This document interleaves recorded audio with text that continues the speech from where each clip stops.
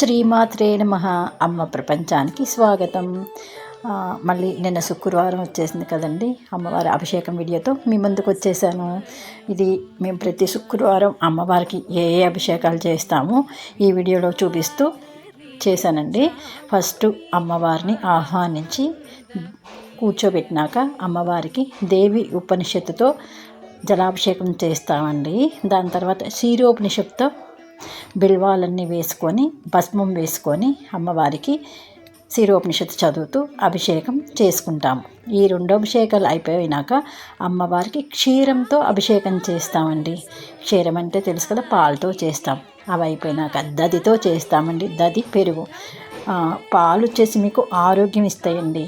దధి వచ్చేసి మీకు సంపద. ఏదైనా జాబ్ రావాలి అనుకున్నప్పుడు దధి చేస్తూ మనం అమ్మవారిని వేడుకుంటే ఉద్యోగం వస్తుందని ప్రతీతి. తర్వాత ఆజ్యం. ఆజ్యం అంటే నెయ్యి అండి. నెయ్యి పిల్లలు కనుక నెయ్యితో అమ్మవారికి అభిషేకం చేస్తే చదువు బాగా వస్తుందని చెప్పి శాస్త్రాలు చెప్తున్నాయి. అందుకని మా గురుగారు పిల్లలు ఉన్నప్పుడు, చిన్నపిల్లలు ఉన్నప్పుడు కంపల్సరీ నెయ్యి అభిషేకానికి పంపిస్తారండి. దాని తర్వాత తేనె ఏంటంటే మనకి సంపదలు కావాలంటే తేనె అభిషేకం చేస్తే సంపదలు కూడతాయండి, ప్రతీతండి. సంపదలు అంటే డబ్బు ఒక్కటే కాదండి, మనకి సమయానికి కావాల్సినవన్నీ సమకూరుతాయని చెప్తాయి అన్నమాట. దాని తర్వాత శర్కర అంటే పంచదార. ఇది పేరు ప్రతిష్టలకి ప్రతీకని అంటారు.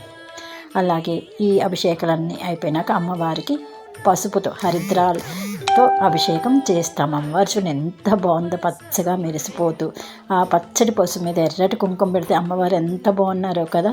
అందుకే శంకర్ వారు సౌందర్యలహరిలో చెప్పారు ఈ అమ్మవారి అందం గురించి. తర్వాత అమ్మవారి క్లీనింగ్ మొత్తం అయిపోయినాక అమ్మవారికి అలంకరణ చేసుకుంటామండి. వారానికి ఇద్దరు మారుతూ ఉంటారు, అలంకరణ చేస్తారు. అమ్మవారు చక్కగా చీరలు కట్టి నగలన్నీ ఆభరణాలన్నీ పెట్టి కళ్ళు చక్కదిద్దుతారు, అలాగే బొట్టు పెడతారు. అమ్మవారు చాలా బాగుంటారండి. చూడండి, అమ్మవారి కిరీటము, చెవులు అన్నీ పెడుతున్నారు. ఒకళ్ళు కూర్చొని చదువుతారు, అలాగే ఇంకొకరు పూజ చేస్తూ ఉంటారు. అమ్మవారికి లలితా సహస్రనామము చదువుతాము, అలాగే లలిత అష్టోత్తరం కూడా చదువుతామండి. చూసారు కదా అమ్మవారు ఎంత బాగున్నారు. అమ్మవారి అలంకరణ అయిపోయినాక అమ్మవారికి నివేదన చేసి హారతి ఇస్తాము. నక్షత్ర హారతి, అలాగే కర్పూర హారతిని చూశారు కదా. జయోస్తు. మళ్ళీ ఇంకొక వీడియోతో మీ ముందుకు వచ్చేస్తాను.